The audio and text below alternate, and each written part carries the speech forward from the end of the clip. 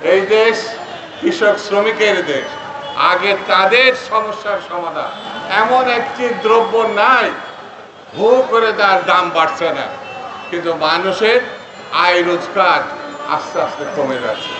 চাকরি বাকরি নেই বললেই চলে। যুবক যুবতী, শিক্ষিত অশিক্ষিত, সরকারকে আহ্বান করব কাজের সংস্থান করুন, না হলে এই দেশটাকে ভালোভাবে ঠিকমতো চালানো কঠিন হবে। আরেকটি কথা বলে আমরা জানি, আমি শেষ করব, সেটি হচ্ছে ভাই ষড়যন্ত্র চতুর্দিকে, অদৃশ্য শক্তির সঙ্গে ধান্দাবাজরাও আছে।